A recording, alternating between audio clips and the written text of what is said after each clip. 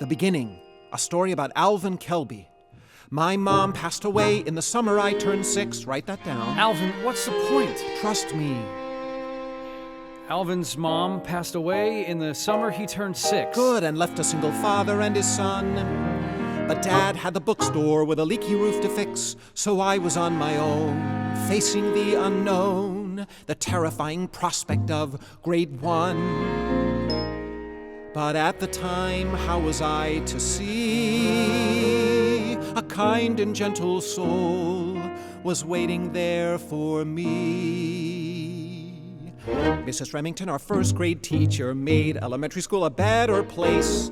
But her single most disturbing feature was the coarse black hair on her face. Maybe she was menopausal, lack of estrogen will cause a lot of odd conditions, some acute. The irony would never face her namesake of a famous razor, and to be so facially hirsute. But Mrs. Remington smiled, and she would brighten my day. Back then, a teacher hugged you to make you feel okay, though my face sorta stung from Mrs. Remington's beard. When she held me, my problems disappeared. Mrs. Lynch was an ignoramus. Oh, Mr. Pollock was just plain mean. Mrs. Remington was nearly famous for her parties at Halloween. Pumpkin heads of every shape were cut out of construction paper. Each and every one would be displayed. The highlight for the children was to make a really special costume for the yearly Halloween parade.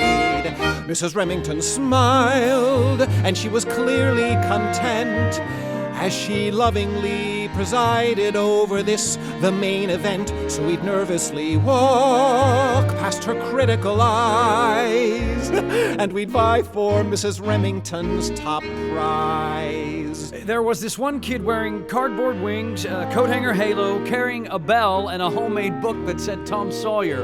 Nobody had a clue what he was supposed to be. Except me. Oh, Mrs. Remington! Pamela Koshin thought he was the Statue of Liberty.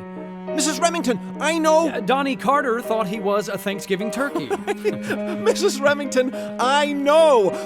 He's Clarence, the angel from It's a Wonderful Life. He was my mother's favorite. The class laughed.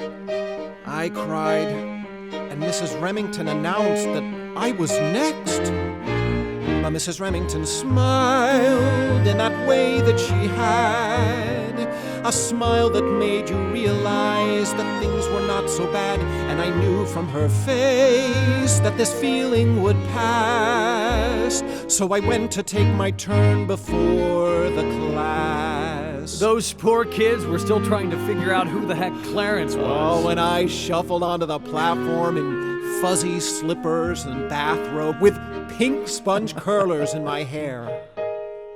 Alvin Kelby, Mrs. Remington said, and what are you supposed to be? I'm a ghost. The ghost of my mother. Lunch that day was awful lonely, sitting by myself and only wearing fuzzy slippers and chenille.